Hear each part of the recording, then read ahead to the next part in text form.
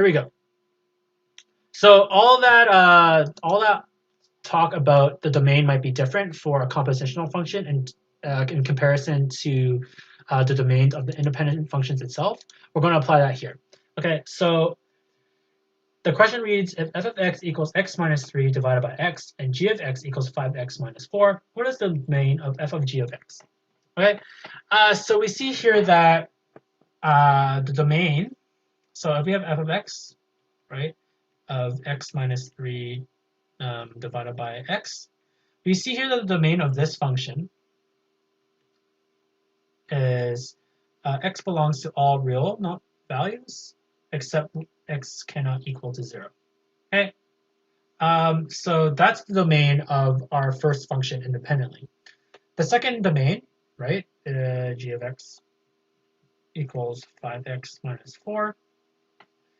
The domain for this is x belongs to all real values. But as you see, when we do the compositional function, the domain of changes. Okay, so in our previous example here, our domain didn't change, and that's because of the nature of how polynomial functions work. The domain is consistent for both g and f.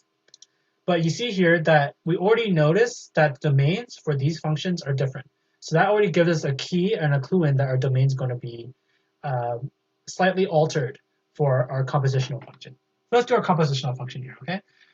So f of g of x, right? So I'm going to use my kind of method of ascertaining it, which is include these empty brackets where you would plug in your inside function, right? So you have g here and g here.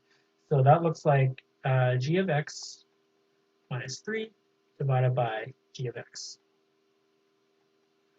All right, so if we were to plug in g of x, we get 5x minus 7, hopefully, divided by 5x minus 4.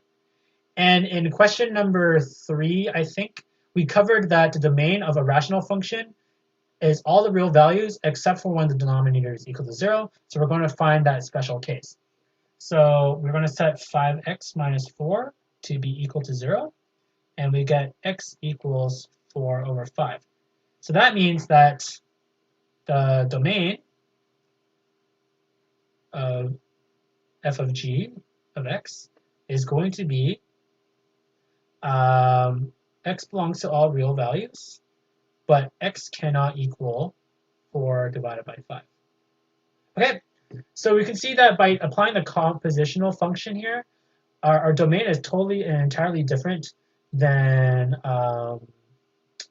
our two independent functions, the domains of our two independent functions here. All right, so that's a case where the domains are different. So the junior tutor goes on to give us the reasoning on how we solve question number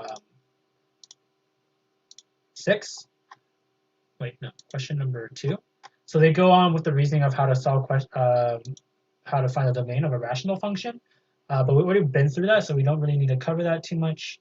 I'm just going to read it quickly to make sure that they are correct here.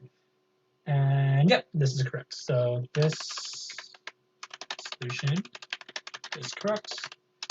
Good work. Cool.